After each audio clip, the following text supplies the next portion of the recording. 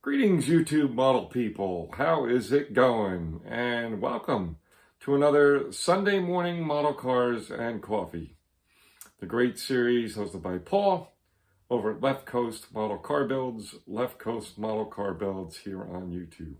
Thank you, Paul, for the series, as we say every week. Before I forget, the mug for this week is another one that was a gift. Obviously has my name on there and a beautiful trumpet, which I was lucky in the world of music. My grandfather played the saxophone, my grandmother sang, played the piano, and my father played the trumpet. So I followed along that lineage there as far as having a knack and interest, deep interest in music. So I started in the school music programs as soon as I could. And luckily, thanks to a massive and horrible overbite with my teeth, I was forced to move from clarinet to playing something else. And the suggestion was, well, your father played the trumpet, why don't you play the trumpet? So best decision I ever made with the music thing, because I enjoyed it immensely. And I was in a jazz band and everything else at some point. So music's a huge thing. Honestly, it surpasses the model building thing. Music is my most heartfelt interest or hobby. It's in my DNA. So anyway, that being said, so here we are with another episode. This is episode number 12 for me. It's been great. I've been really enjoying it. We have something quite a little unique, I think, and a little special to show you this time around with this week's episode. So let me just grab a sip or two of my drink. Which again is hot tea. I don't drink coffee too often, only usually at night, maybe with a little bit of cookies or dessert or something like that after dinner. Typically, that's the only time I have it, whatever. Hot tea is kind of my go-to the other parts of the day. But anyway, all that being said, I think we'll just get straight into this guy over here. And as I said, something a little different, a little unique.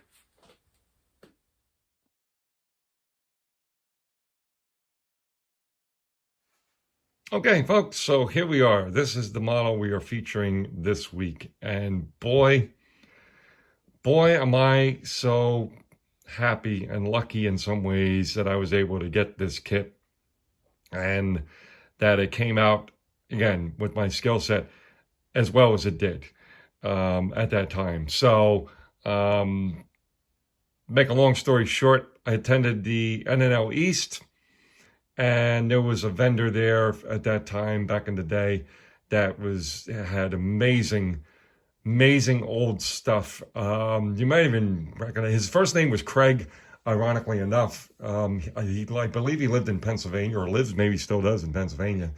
And I think he had a site on eBay called Dead Plastic, right? So he had a lot of vintage kits.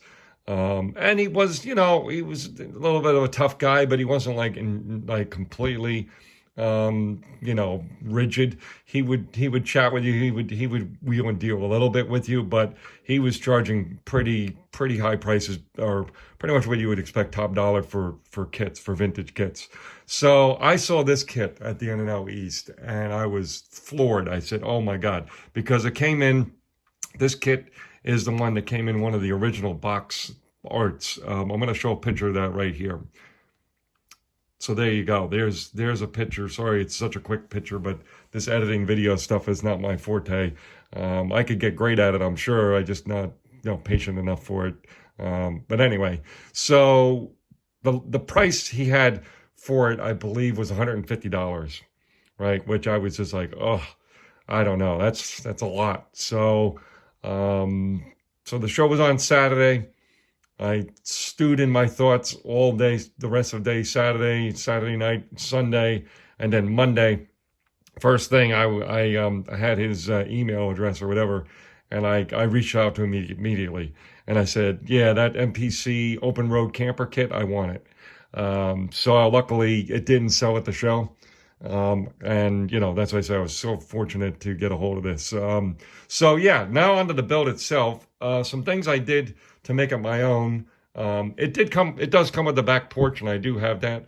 but it's, you know, whatever. It's just kind of a weird feature, I think. I've never seen a camper like this with a back porch, but it's just basically a flat piece with two stands that, you know, kind of pulls out, whatever. It's not a big, exciting thing. So I just display this in a display case, believe it or not. That's why it looks so clean, right? It's this one I definitely protected with a display case.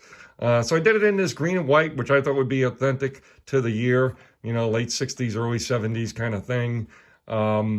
Inside here, we have a lot to look at. First of all, I have to thank Circus Circus Dollhouse. Sadly, they're out of business, like a lot of places like that. It's right down the road here, about a 20-30 minute ride from me. They had amazing dollhouse stuff in quarter scale and half scale. And believe it or not, you need like half of what is like what would be normal, like dollhouse scale is way too big for the model building, you know, like 124 and 125th. So I had to go to like the half scale, which is what I did for all of these accessories in here. So on the table, we have some tissues, we have some fig Newtons on a plate. There's your kitchen, right? And then I actually cut open this cabinet here, pantry. I'm trying to get this view as best I can without dropping anything and without having too bad a lighting here. There we go, maybe a little better lighting. So there we are. We cut open the cabinet door and then we stocked it full of stuff. So we have Quaker Oats, we got some toilet paper, we got saltines, we got some juice, we got some cereal, right? Up on the bed here, we have a newspaper folded up. And then, of course, in the back, we have some more tissues and a Reynolds wrap. So all of those things, including the carpet, the brown carpet, was all obtained from Circus Circus Dollhouse. Something I added, I think it was the second show I went to, I put on this decal just because I thought it would look good, the American flag on the door. So yeah, that's basically it, folks. Just a really super fun build. One of my favorites of all time, for sure. It's right there in the running for one of my favorites, if not the favorite build. So definitely, as I said, I was pretty happy with the way it came out as well. So that's it for now, folks. Okay, we will talk to you next week with another episode of Sunday Morning Model Cars and Coffee. Okay, cheers.